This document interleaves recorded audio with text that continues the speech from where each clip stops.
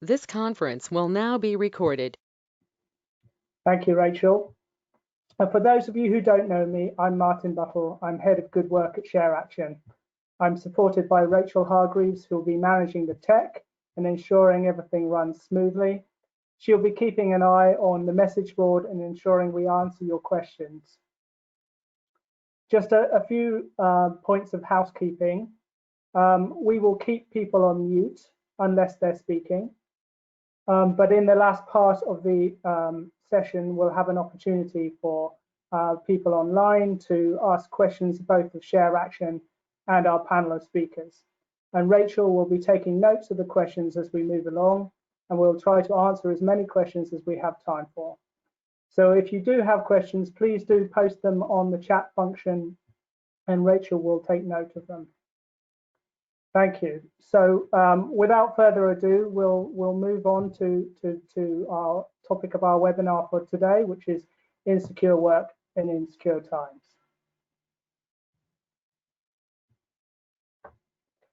COVID-19 has thrown a spotlight on companies' treatment of low-paid workers. Many such workers still lack social protections such as sick leave and medical benefits. And while it has come to particular prominence over recent months, the issues related to uncertain work and insecure work have been building in the advanced economies over the recent years. There is a danger that the use of insecure work practices continues to grow in the aftermath of the COVID-19 crisis, as it did following the 2008 crisis. And it is therefore really important that investors and companies are considering how they are treating their workforce and their policies and practices, and how they extend not only to employees, but also to their contract staff and those who are maybe in positions of insecure work. I hope this afternoon that we'll have a very interesting and engaging and practical discussion on this topic for the next hour and 15 minutes. We have convened a really great group of speakers for you today. So I will just go ahead and introduce our speakers. So Lydia Hughes is an organizer at the Independent Workers Union of Great Britain. The IWGB is a new and dynamic union which represents mainly low-paid migrant workers, such as outsourced cleaners, security guards, workers in the so-called gig economy, such as bicycle couriers and Uber drivers, and foster care workers. The IWGB specializes in representing sections of the workforce that have traditionally been non-unionized and therefore underrepresented. Daniel Howard is a program manager of the Living Wage Foundation. Dan joined the Living Wage Foundation in September 2018 and is now a program manager for their Living Hours campaign, which he will be speaking to, which guarantees security of working hours alongside a real living wage. He has previous experience at the Joseph Rowntree Foundation in York and the Department of Work and Pensions in Leeds. And finally, Mace Callan is a Senior Responsible Investment Manager at Nest. She joined Nest in December 2019 to further develop and implement its responsible investment strategy. She has a particular focus on stewardship and leads the engagement activities related to human capital, sustainable supply chains, and business resilience. Mace has over 15 years experience in responsible investment, having previously spent 10 years at Hermes Investment Management, where she led the ESG integration program. She also founded the Impactive Associates, a specialist consultancy advising boutique and alternative asset managers on ESG integration. When our speakers speak, they will speak for about 10 to 12 minutes each, and then we'll have a Q&A session which the audience can join in. But before we move on to our speakers, I just want to say a few words about our Good Work Advocacy Coalition and the briefing that we are launching today. So I'll move on to that.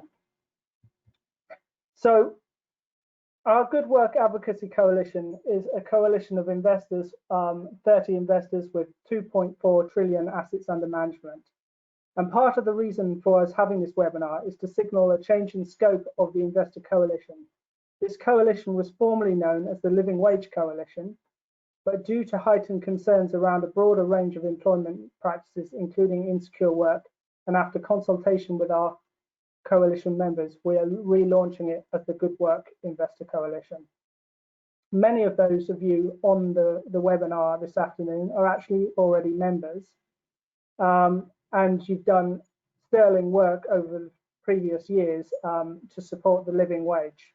Since 2013, we have supported the Living Wage campaign, advocating for the FTSE 100 firms to become accredited living wage employers. Thanks to the coalition's engagements, since 2013, the number of FTSE 100 companies now paying a real living wage has grown from 2 to 40, representing a combined wage rise of 60 million for over 15,000 of the lowest paid employees.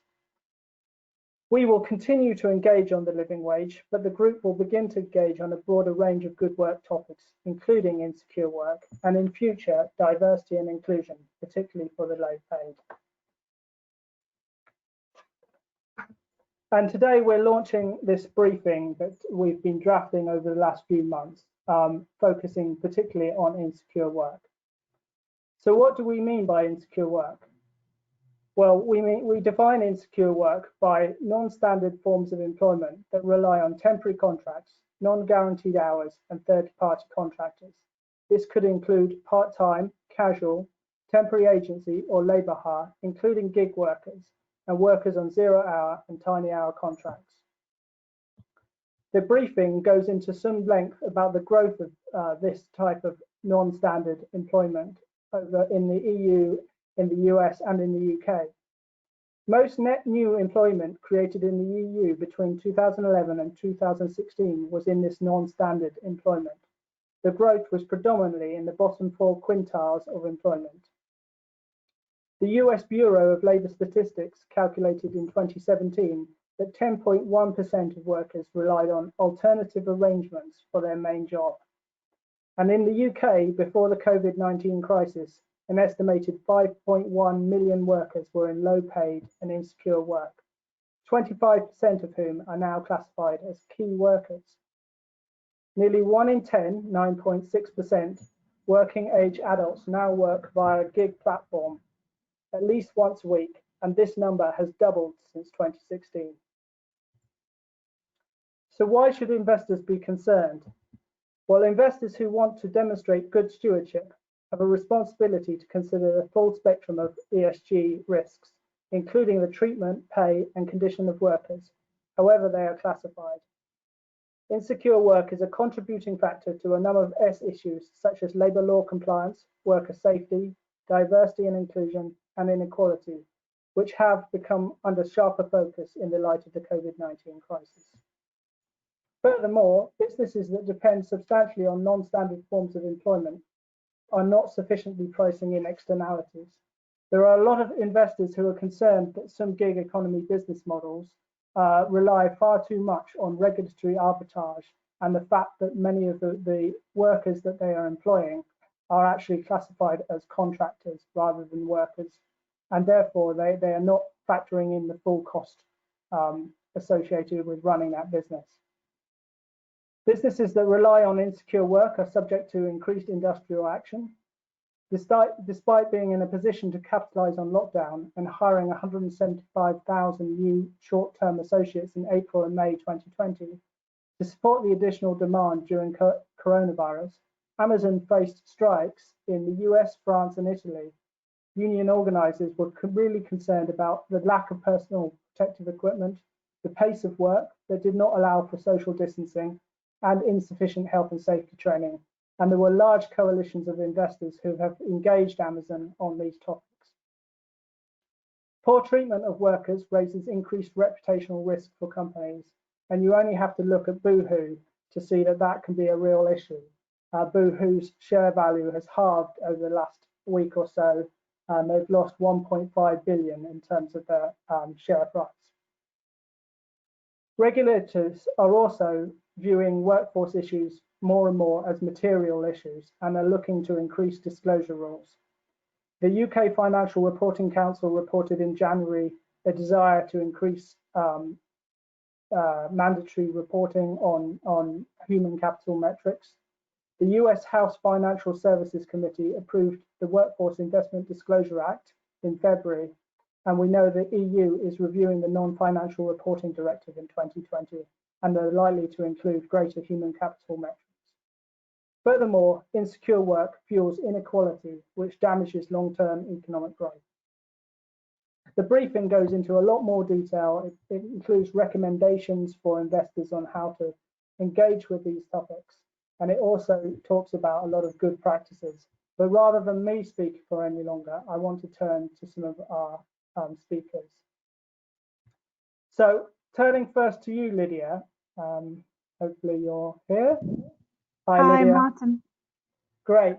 So IWGB have experience of working with lots of workers in very insecure roles. What are their most common challenges, and what do you hear most from your members? Great. So I'll just quickly introduce the union, and then I can talk through the challenges that our members face. So we were established in 2012, and we were set up by some of the most underrepresented and ununionized workers in our economy. Today, we represent cleaners, security guards, foster care workers, Uber drivers, delivery riders, cycling instructors, and so many more. And we found that is rapidly expanding at the moment, especially due to the COVID-19 crisis. And I want to talk first, just as Martin said, about some of the issues that our members face through normal times and also through the pandemic. And then I can go on to highlight one specific case study that really highlights the threat to investors from poor employment practices. So I think with our members, we can think of them in two different categories, both of which experience the effects of outsourcing. So the first category is those who are outsourced. So in the traditional sense, they may work at an institution like a university, but in reality, they are employed by a third company that is subcontracted by the place where they work. And the second is where there's an outsourcing, usually in the gig economy, of the costs of employment onto the worker through a bogus self-employment contract. So to answer your question, Martin, I can go through the issues that these workers face. So with workers who are traditionally outsourced, whether it's cleaners, security guards, porters, and many other workers who face this kind of outsourced work, they routinely face issues from negligent HR. So one of the biggest issues that we find is a really simple one. It's unlawful deduction of wages, which can mean that the wage that comes into your pay packet or your bank account every month doesn't match the number of hours that people work. It sounds like a really simple one, and for us maybe who have more professional jobs, it's not something that ever happens to us, but it's incredibly common in outsourced work. Another big issue people are facing is harassment and abuse. In lots of these sectors that we find, sexual harassment is routine, and racism and discrimination. This is whether it's interpersonal racism that people may experience from a manager or interpersonal sexual harassment, but also, as you also mentioned, Martin, we can see this as a real structural issue. So we see BAME workers are disproportionately outsourced to institutions. For example, at the University of London, where we represent lots of workers, we see that the security guards, the cleaners, the workers that are typically outsourced are disproportionately Black or minority ethnic compared to in-house staff. And this also brings us round to talking about the terms and conditions of that work.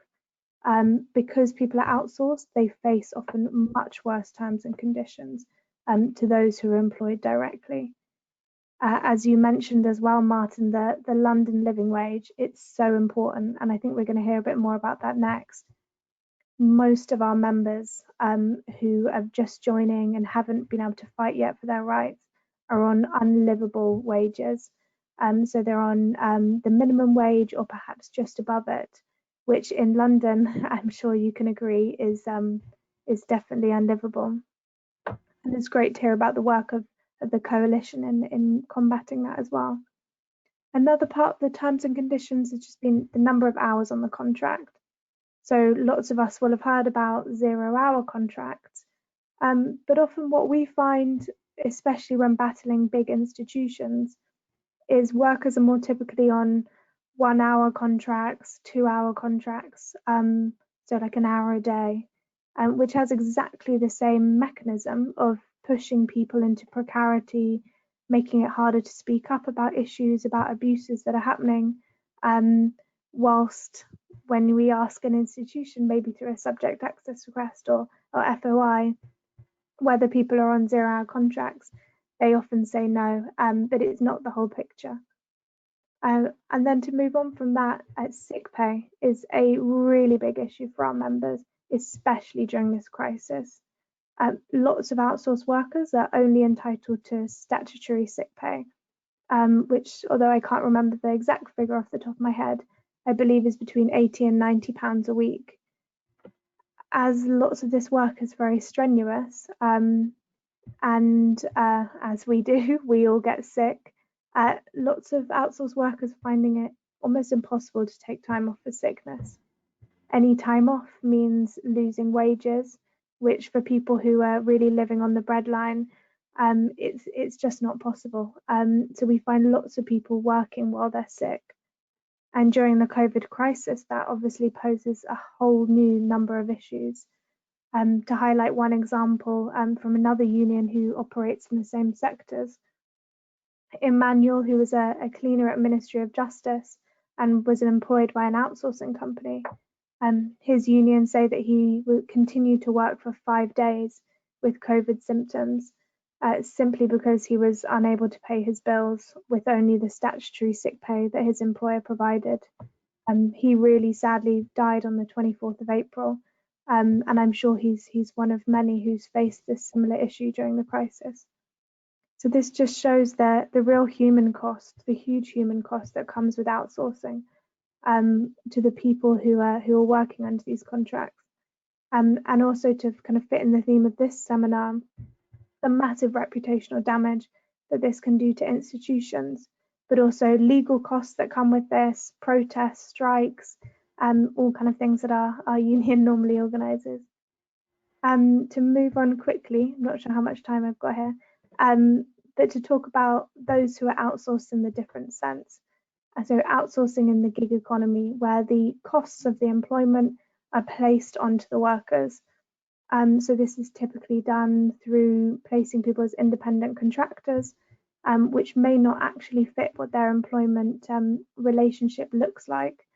In reality, they are driving for Uber, they are Deliveroo couriers, and they wear the logo on them, and they only do their work as part of Deliveroo's business.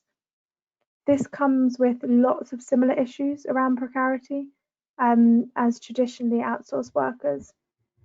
For example, Uber drivers, the costs of renting the car, the insurance on the car, the license to actually drive as a private hire driver are all placed on drivers. So it means they are facing all the risk with sickness, with fluctuations in work that we've seen a lot recently, and with arbitrary deactivations from the app, which are incredibly commonplace. People can lose their income overnight, but still be facing these massive costs, ongoing costs of the employment. And this also really sadly has proved deadly during the pandemic, as many drivers have had to cover these costs. They've been driving during the pandemic and not been given adequate PPE at all. And sadly, there have been lots of reported deaths of Uber drivers in the media. And Martin, also, you're really right to highlight the risk of litigation in this area. As the IWGB, we've taken many gig economy companies to court and won over misclassification. We argue that these workers are LIMB workers, an intermediary employment category, and we've had lots of success with that. So just quickly moving on to a little case study just to kind of highlight these issues and how they work out at a specific company. We organise workers at the doctor's laboratory, which is a medical lab, but it also has a fleet of couriers. So these couriers will go to hospitals, go to places along Harley Street and pick up samples and bring them back to the lab. Quite straightforward during normal times, but has brought up lots of different challenges during COVID as well. So we represent the couriers there, whether they're on bikes or on mopeds or motorbikes. When we first started there, they were misclassifying lots of the workers. So they said they were independent contractors.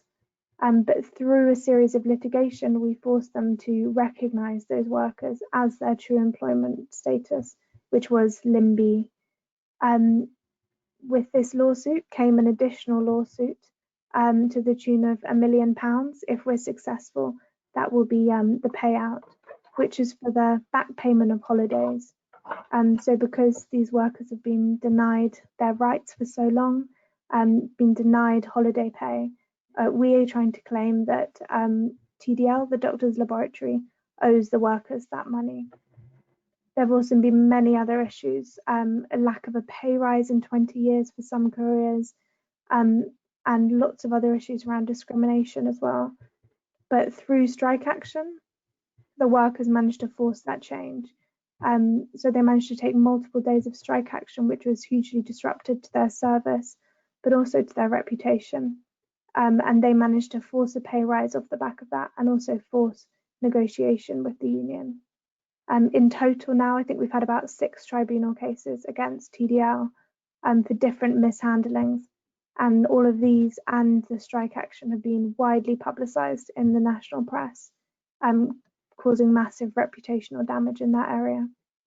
And then just lastly, through the pandemic, this is all really come into, basically it's got a lot worse at TDL.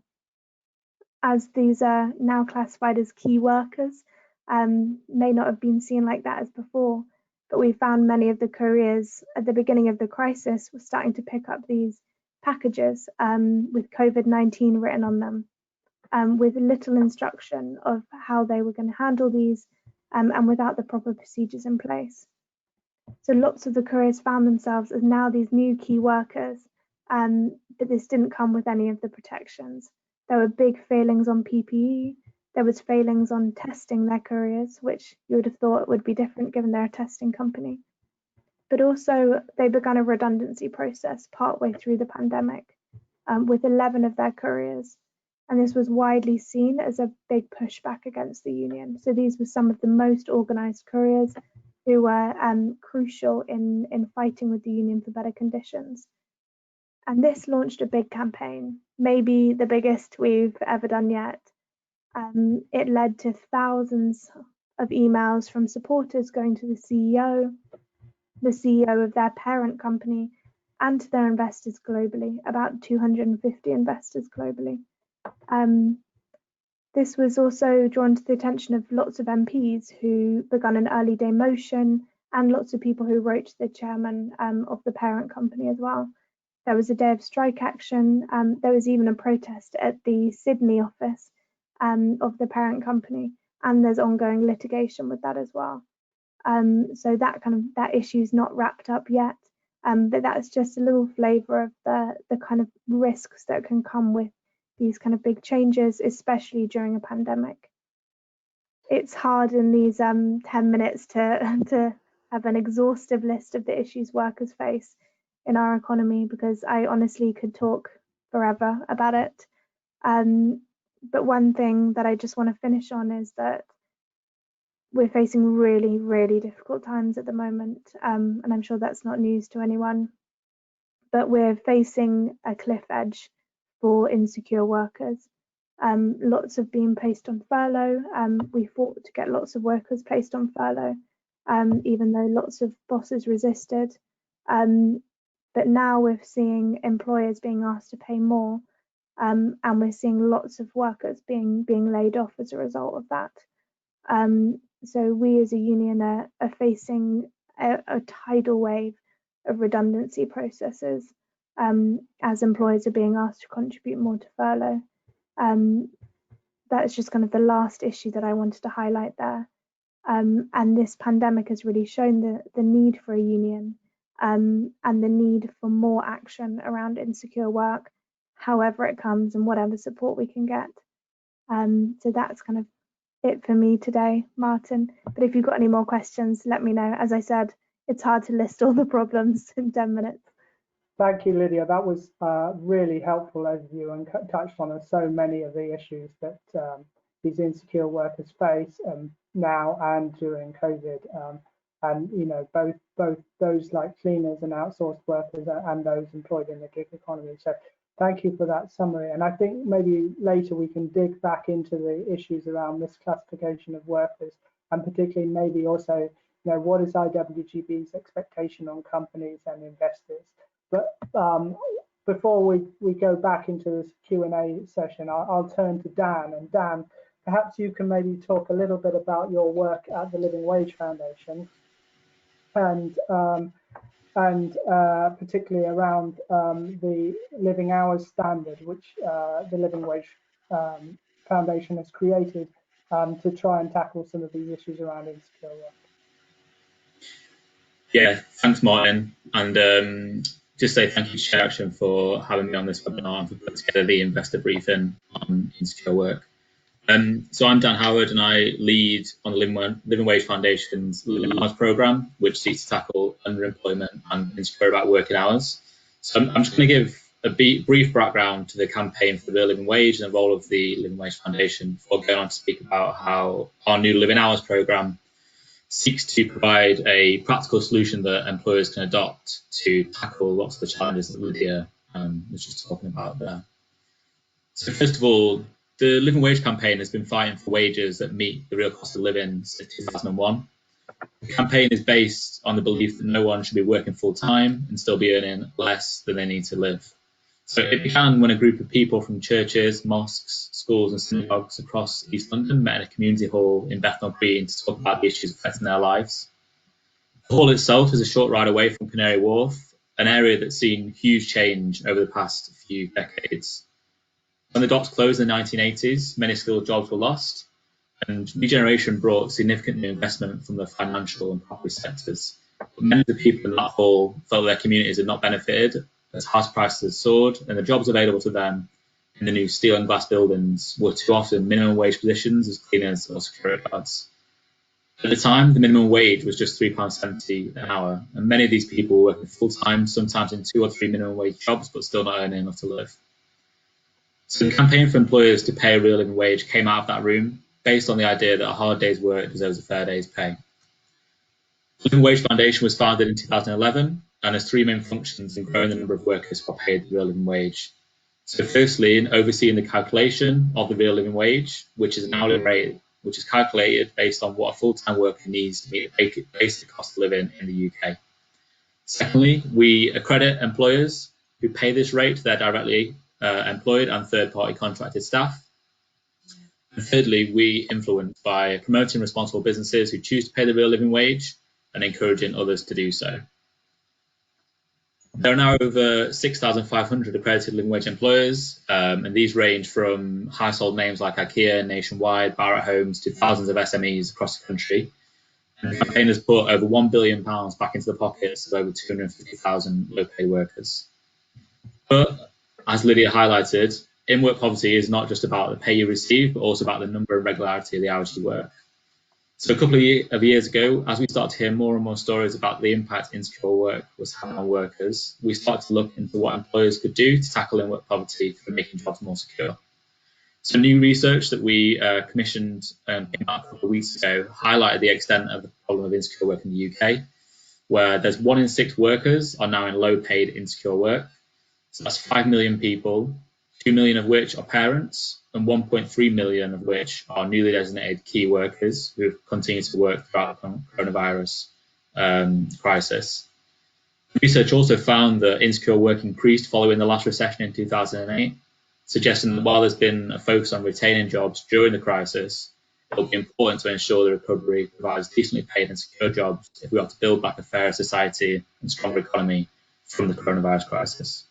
At the same time as we were hearing stories from workers, our network of employers asked us what more they could do to support workers. And after talking extensively to employers, workers, labour market experts and trade unions, we developed Living Hours. So living hours is a practical and stretching standard that employers can adopt to give workers predictable, stable hours so they and their families can have real control over their lives. Pay is the most important step to ensure a decent standard of living, but living hours is really the other side of the coin. So that's why we're calling for large employers who can and want to ensure all their staff, including those they employ indirectly to be third parties, receive the 3 living hours measures. So these are decent notice periods for shifts of at least 4 weeks, with guaranteed payment if shifts are cancelled within this notice period, the right to switch to a contract that reflects the actual hours that you work, and also a guaranteed minimum of 16 hours a week unless the worker requests otherwise. So we didn't get these measures on our own. We sought the advice of workers, experts, living wage employers and trade unions, and it's really been a considered process because we want to make sure that what we do next has the potential to be as impactful as the campaign for the real living wage. Living Hours was launched in June 2019 with 4 employers, Standard Life Aberdeen, Aviva, Richer Sounds and SSE, committing to become the first accredited Living Hours employers. So through this commitment, these employers will provide all of their directly employed and regular third-party contracted staff with living hours measures. We know that implementing living hours is going to be challenging for employers. It's not, as is the case with the living wage, that it's just a matter of flicking and switching payroll and perhaps it costs money, but it's quite a simple process. For living hours, in many cases, it's going to require not only a change from employment practice, but also organisational culture. It means building relationships with employees based on dignity and respect, as well as shaping employment cultures with shared responsibility at their heart. It means giving workers a choice about the type of work they want, whether this be with flexibility, because we know that for many workers, flexible work is right for them, or with security and stability. So working with these employers to implement living hours, we've developed the knowledge and expertise necessary to work with employers who want to go further to protect their workers from remote poverty. While we're in the early stages of understanding the impact of living hours, we've also seen the benefits implementing the measures brings to both businesses and workers. When Aviva implemented the measures on their largest catering contract, managers felt that there had been an increased commitment from workers, providing a high quality service, but also that there had been a reduced reliance on agencies. Aviva said that implementing the measures had improved their internal processes, making them more effective in their planning and use of resources.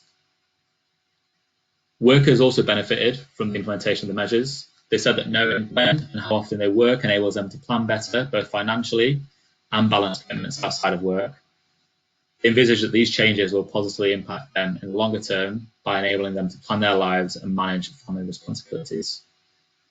So just a final point from me, what role can investors play in promoting living hours? Well, as Martin highlighted at the start, investors have been instrumental in over 40 of the FTSE 100 becoming living wage employers, and this has resulted in the uplift of over 20,000 workers from the minimum wage to the real living wage, showing the impact that these organisations can have for low-paid workers. We know that many of these employers who have become living wage employers will also be able to provide their workers with living hours, as well as the real living wage, to lead the way on tackling insecure work.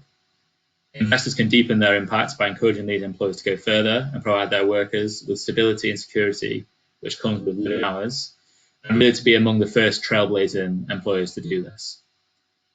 So it's great to see so many investors on the call today from the ShareAction Coalition, and I look forward to working with yourselves and ShareAction to tackle insecure work by encouraging more employers to provide living hours alongside the real living wage. Thank you, Dan. That was a really helpful summary of the Living Wage Foundation's work on living hours, and thank you for the prompt to talk about the role of investors, because that's what we're turning to now. So Mace, can you please introduce yourself and speak a little bit to how Nest have been engaging with companies on workforce policies and practices, and how you regard the issues around insecure work? Sure, and thank you very much for having me on this call, and thank you for hosting this this important subject call. So NEST, for those who don't know, stands for the National Employment Savings Trust. We're a trust-based DC occupational scheme, and we're the master trust of choice for all employers who need to enrol their workers into a workplace pension as part of their auto-enrollment duty. So we were set up by the government to ensure that every UK employer has access to a guaranteed and easy to manage pension scheme after the introduction of auto-enrolment in 2012. We're now the largest workplace pension scheme in the UK with more than 9 million members, the majority of whom are in their 20s and 30s, and actually our youngest member is 16 years old. So we really do feel like we have a duty to make sure that the pension pots that are going to be managed for a very long time are going to grow nicely and be able to support the retirement of these people. We have nearly 814,000 employers that are signed up, and at the moment around 11 billion pounds of assets under advice. And we're set to become one of the biggest schemes in the country in the next 5 years. So this means that how we develop our asset allocation to seek out high quality investment solutions at affordable cost is going to be crucial to delivering risk adjusted returns for this new generation of defined contribution members. So next slide, please. So what are we trying to achieve? And of course, we are trying to create good returns for our members.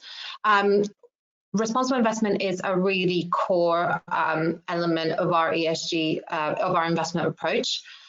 We do believe that the very fabric of society is about people. We believe that the environment needs to be in a good state for everyone to operate and live in a happy way and to have the resources that they need. So ESG really does have an impact on risk-adjusted returns, we do believe. It really enhances and informs our risk management process and how we allocate money in our different investments. And it also aligns with our long-term horizon because while a lot of ESG issues are happening now and need to be dealt with now, a lot of the opportunities and risks tend to play out over the longer term. And so we need to look at things from a much longer term lens.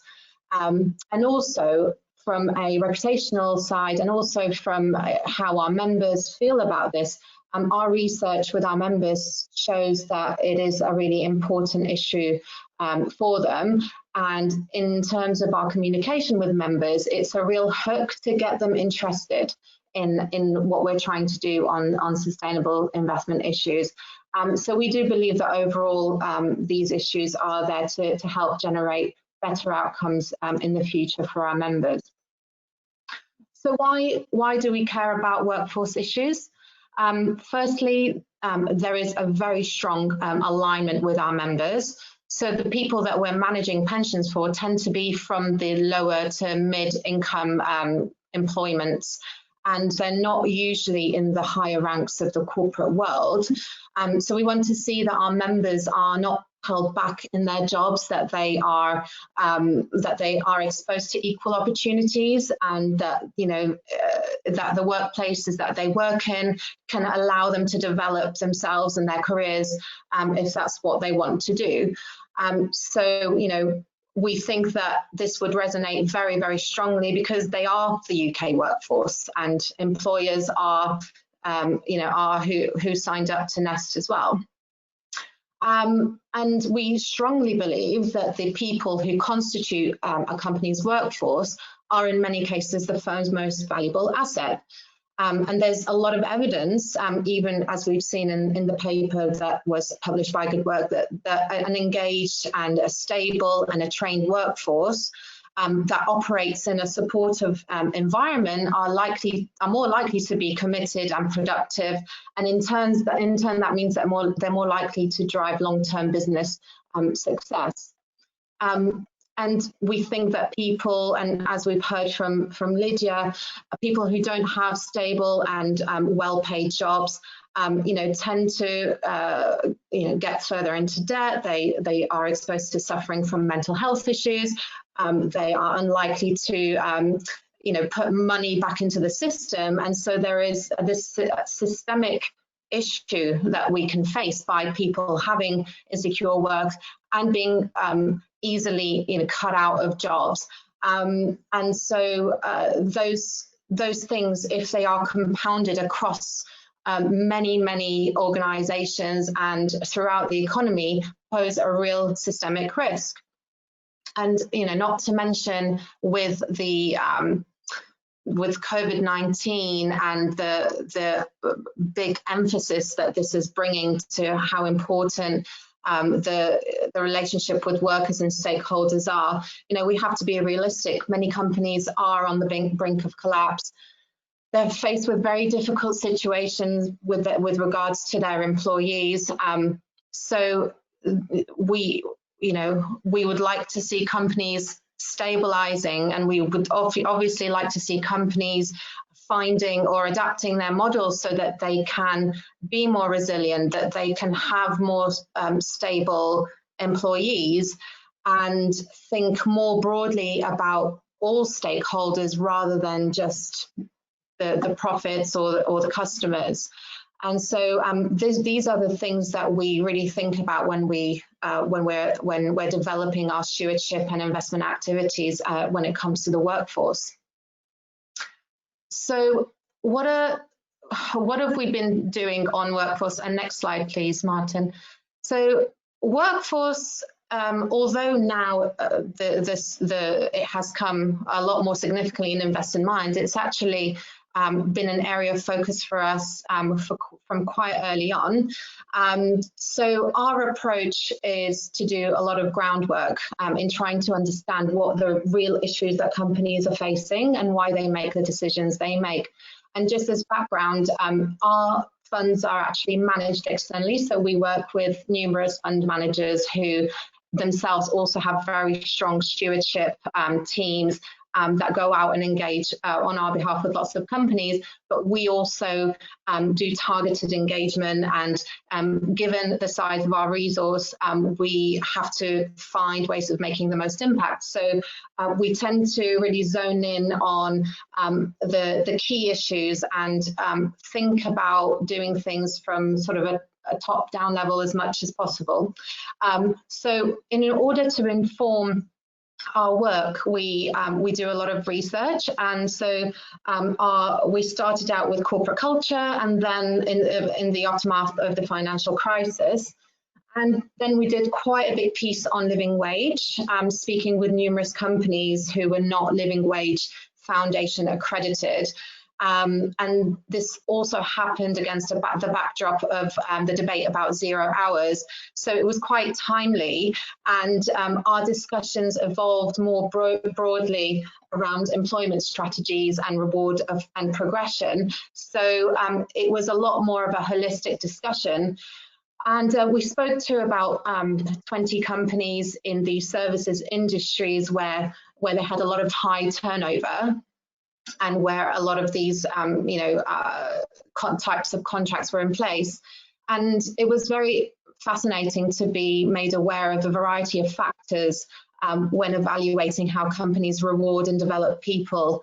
And it made us realize that only through contextualized information can investors really get to grips with the realities of business and human capital. So we realized that better data was needed, and we embarked on some key initiatives. So one of those is we became a founding signatory of the Workforce Disclosure Initiative, which aims to encourage companies to report on more relevant data on workforce. In 2017, we partnered with the FRC to host a roundtable about company reporting on workforce and human capital, which led to suggestions about how company reporting on workforce and human capital can be improved. And we published a discussion paper on this. And actually, that's led to a series of positive outcomes. So the FRC included in the requirements on work in the Corporate Governance Code, workforce oversight requirements, and we've been pushing for diversity beyond just the board. The FRC also published in January of this year a lot of the guidance that came out of the investor dialogue that we were a part of on what good, meaningful reporting on human capital should look like. And now we are looking more closely at ethnic diversity in our work with other investors and through our involvement in the 30% Club. Next slide, please. So I've mentioned why disclosure is really important for us. We find that for a lot of employers, human capital tends to be a lot of window dressing. And while there are some good metrics that are reported, such as the injury rates and accident severity rates and numbers of employees, we find that we need more better disclosure on areas such as the composition of the workforce, on the retention, on the types of contracts, on the turnover rates, and on diversity. And really also looking at internal promotion and addressing the question of precarious employment, because that really doesn't come through in the data that we see. So we want to really see things from a high level. How do boards consider and assess the issue of workforce, and what information do they actually see, and what do they consider the workforce to be? How does the workforce contribute to the success of the business model? Is it a strategic asset? What changes might need to be made to the strategy, and how is the company responding to and prioritizing the risks surrounding workforce? So really, we feel that the information that we need to gather needs to be richer and a bit more reliable and just more transparent, really. Next slide, please. So when it comes to insecure work, what are the key considerations? So we know that the gig economy is growing in popularity. I myself have been part of that space myself for a short period of time. And I know that it's good to have flexibility, and it's great for people to have the option to work hours that suit their lifestyle. People should have a choice. However, companies, especially larger corporations, that employ thousands of people through informal and precarious arrangements need to think really carefully about the right models that will create that loyalty and increase productivity, and really invest in their staff so they can have better long-term outcomes. And that can only be a positive feedback loop for the employer, who will have that stability in their business. What we do look for, though, as investors, are situations where companies really abuse the responsibility that they have towards their workforce. So where there are repeated calls for improvements by employees or by investors that are ignored, or where investors' requests for dialogue are not honoured with good reason. So these are the red flags that we look for, because we think they can have lasting reputational impacts on the companies, which can affect the bottom line. There's another important issue regarding the ethnic diversity element of it, which was also mentioned by Lydia. Some interesting analysis by the TUC that we saw last year does show a high correlation between insecure work and a disproportionate BAME representation. So these workers tend to be experiencing a double hit of underemployment and low pay. And this will have lasting effects on their living standards and their life chances. So in our voting and engagement work, we publicly support companies that are voluntarily disclosing how people from different ethnic backgrounds are being paid. Next slide. Thank you, Martin. So in terms of what we're doing about it now and how we're going to keep momentum on this issue, so we have a vested interest in a better functioning economy. We will continue to push for better workforce practices. And we believe that the biggest impact that we can have is through working collaboratively with other investors and with organisations such as ShareAction, the WEDI, the 30% Club and many others, and also working with policymakers to try and tackle issues from the very top. We embed our expectations in our voting and engagement policies. On specific, we're quite specific in terms of our expectations on ESG issues, and we make sure that our external fund managers are fully aware of those expectations. They can represent us in their stewardship activities, and also as we grow at Nest and our resource grows, we plan to undertake a lot more direct engagement with companies. And last but not least, we want to work with fund managers so that they also align with our principles. So for example, in our investment management agreements, in our IMAs, we ask about ethnic diversity at the fund manager, and we bring this through our procurement process as well. And this is also true within Nest as an organisation. As a relatively new person at Nest, I've been quite impressed with actually how they live those principles around human capital. And only yesterday, for example, we had a 1.5-hour modern slavery training across the whole organisation. So these, I would say that this issue around generally workforce and insecure work is core to what we're looking at. It is something that we are going to continue to monitor and see how companies evolve on this issue as they try and stabilize out of this current pandemic situation. And we look forward to working more with different stakeholders across the marketplace. So thank you. Thank you, Mace. Thank you. I heard a lot. There was a lot in there about the rationale for why investors would want to engage on these topics, around the need for better data, the need to engage collaboratively with lots of different stakeholders and other investors, and the need for direct engagement as well. We're moving now to the question and answer part of the webinar.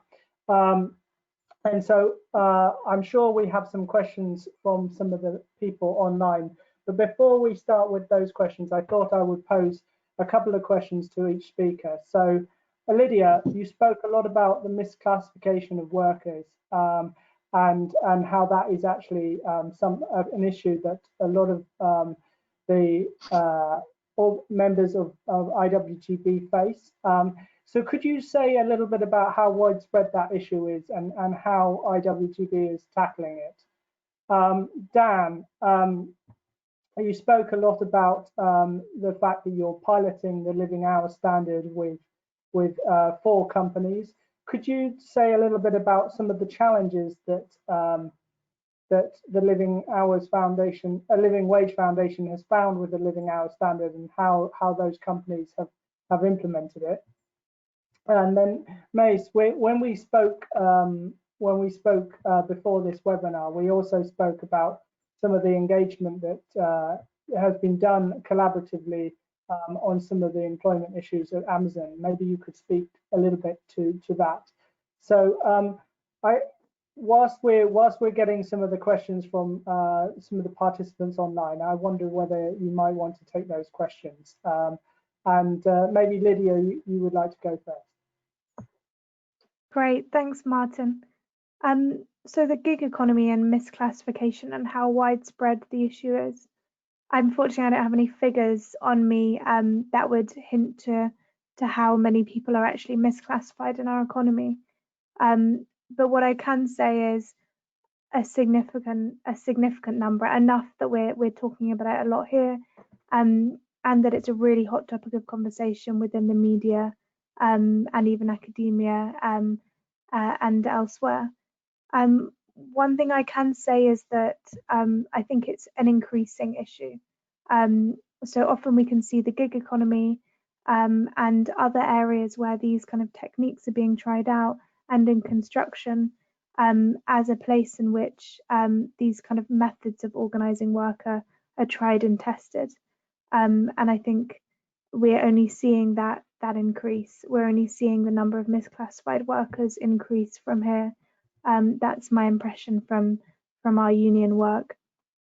And in terms of how we're tackling it, quite simply in the way that we're going employer to employer with workers that come to us, and we are taking out tribunal cases. Quite simple in those terms.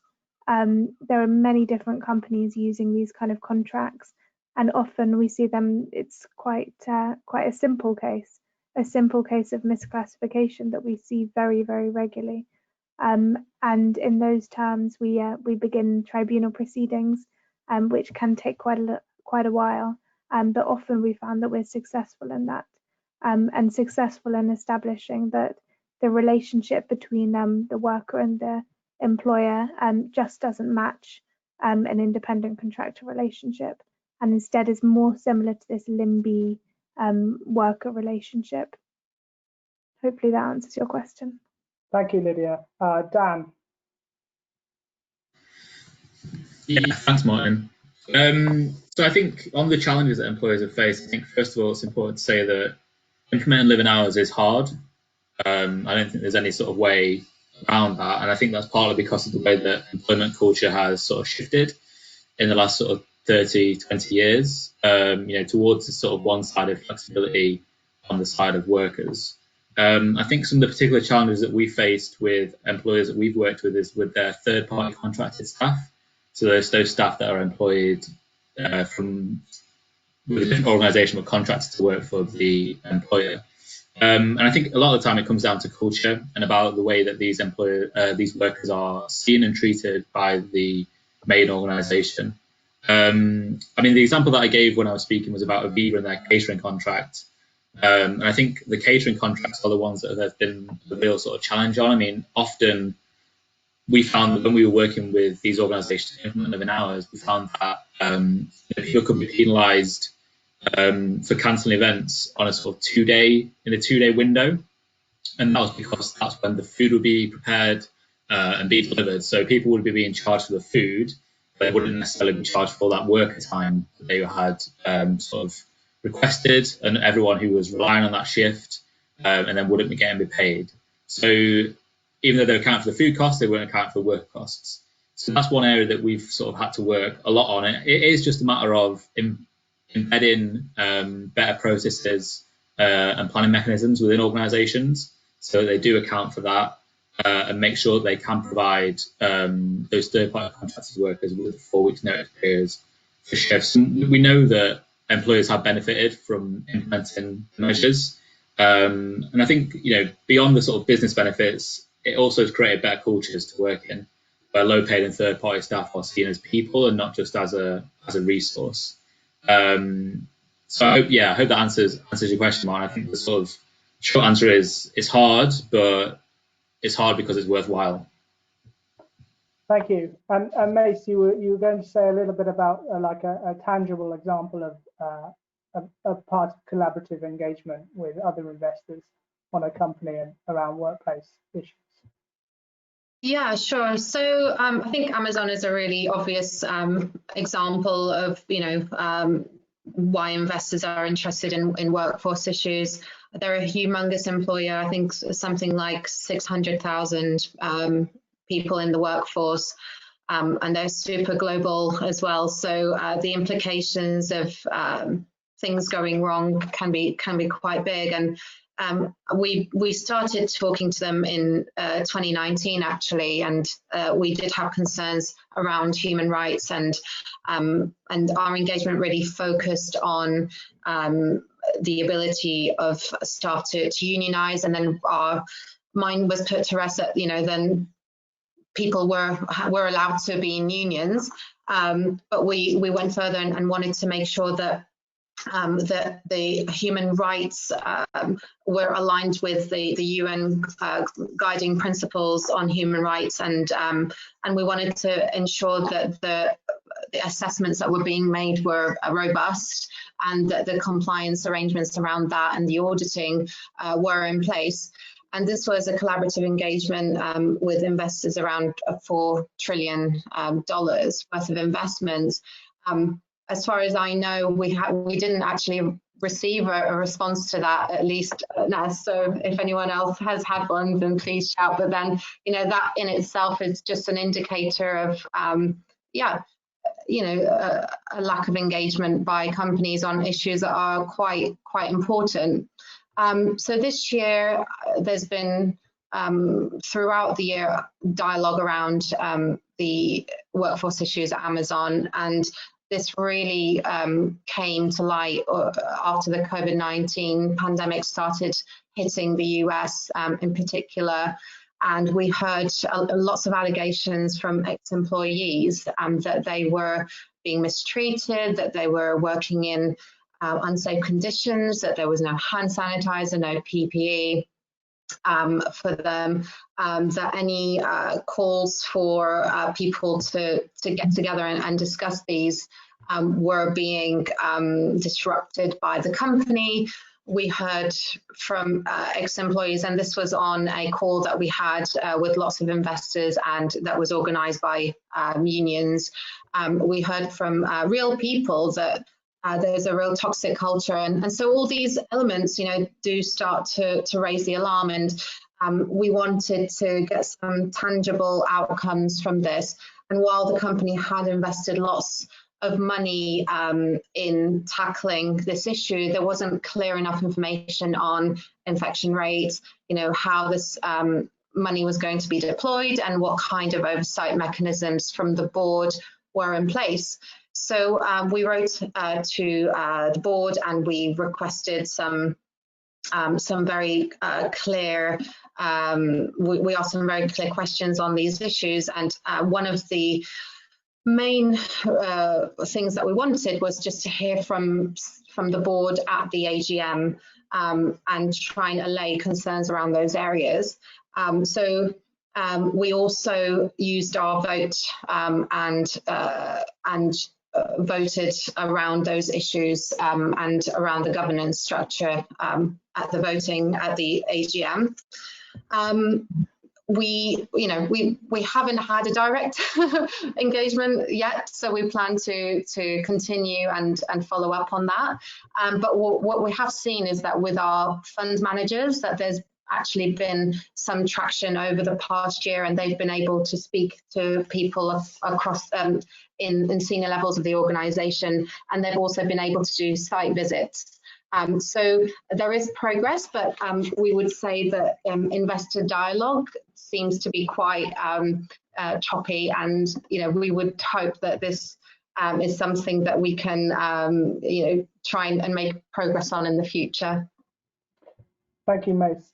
So Rachel, I know that you've been monitoring the chat function whilst we've been talking. I imagine there's quite a few questions for our speakers today. Maybe you could ask some of the questions. Yes, thank you, Martin. So the first questions are for you, Dan.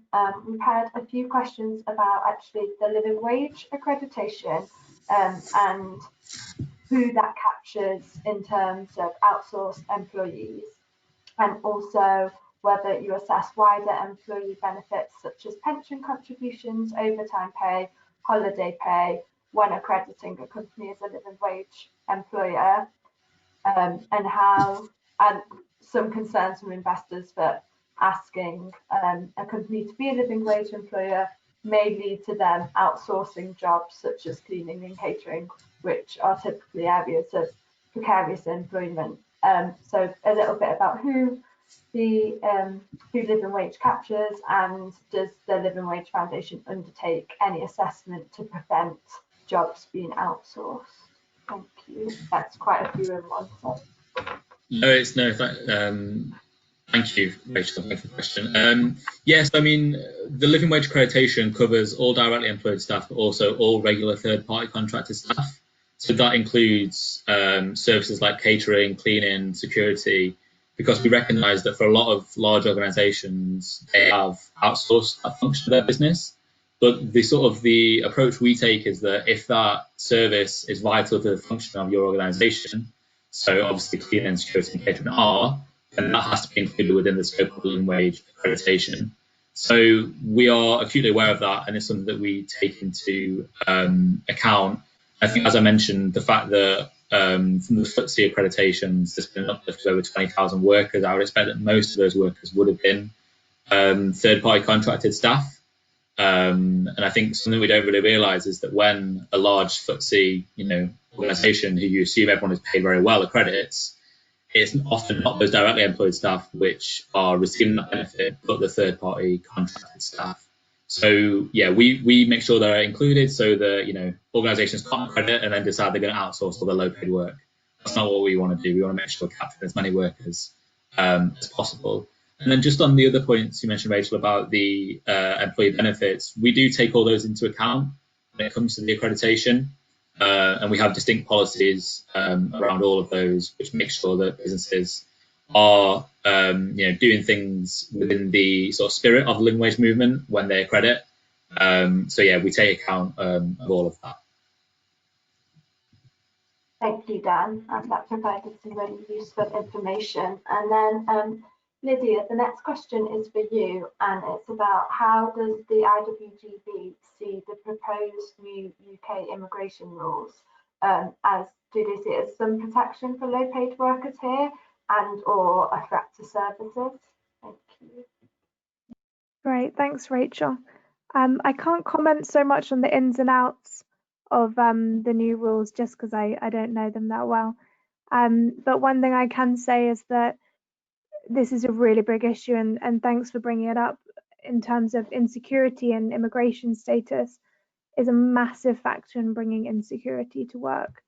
A lack of support for migrant workers creates so much insecurity in work, and we must see this holistically. For example, with the hostile environment has huge knock-on impacts for workers at work, but also in other areas of life. For example, a lack of access to benefits, being pushed into insecure housing, a lack of access to English lessons or translation necessarily means that people are trapped in insecure work. And we find that lots of these issues force workers often to stay in workplaces where they're facing harassment or abuse. They often don't know how to get help for that. Lots of workers, the first time they come to us, just don't have the education on employment rights or how you would fight these injustices that are happening. And this creates a massive access to justice issue, which just does not get solved by immigration rules that push people deeper into precarity. So sorry not to answer your question exactly, but that's kind of the general comment. That was really helpful. Thank you, Lydia, and thank you, Stephen, for asking the question. And then we also had a couple of questions about how investors can make the argument to companies that they should be protecting jobs and avoiding insecure work at a time when, because of COVID-19, companies are facing economic pressure and are also considering redundancies. I don't know if Maze, do you want to take that one to begin with, and then anyone else can also add in? Yeah, sure. So that issue was something that we did think about when we were trying to digest the situation and try and figure out how we were going to embed that in our stewardship activities. And I think we are of the view that you need to take a pragmatic approach to these things. And, we initially want to be supportive of companies and just allow them to stabilize, to get back on their feet.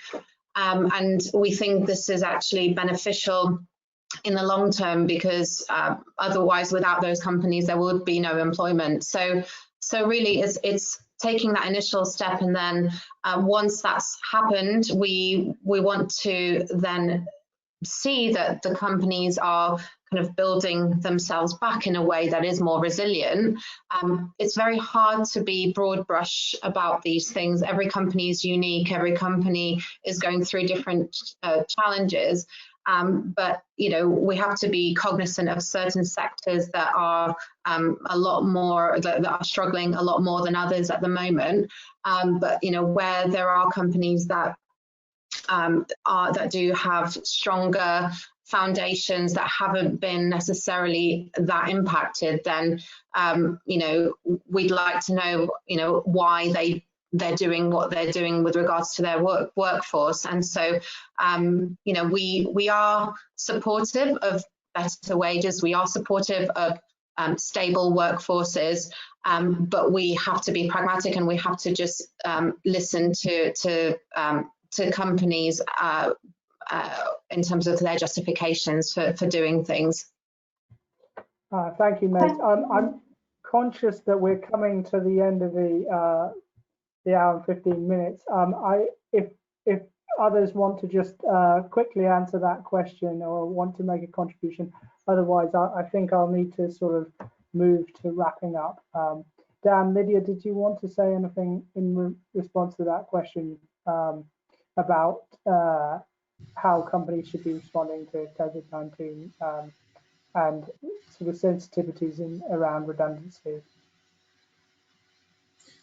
I mean, from a Living Wage Foundation perspective, from a Living Hours perspective, I can just say that the organisations who we're working with are still committed to implementing the measures and to working towards getting that Living Hours accreditation, and they see this as an opportunity for them to shape their response to how they build back from the crisis, and to really make some structural changes that are going to make them stronger and more resilient into the future.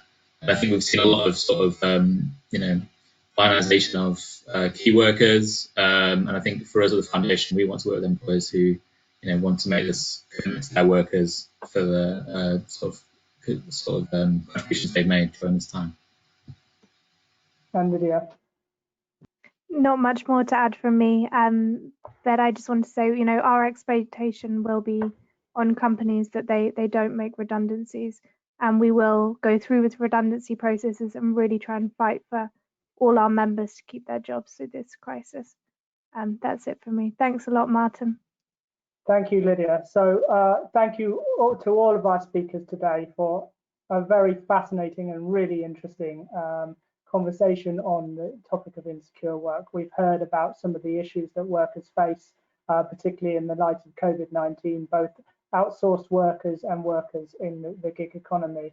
We've heard about the living hours standard and how that is pushing companies to implement a standard which guarantees hours and visibility of work for some of the lowest paid workers. And we've heard from Mace about how Nest, as a particular pension fund with quite a social conscience, given it was set up by the government, has been engaging on these issues of workforce and human capital.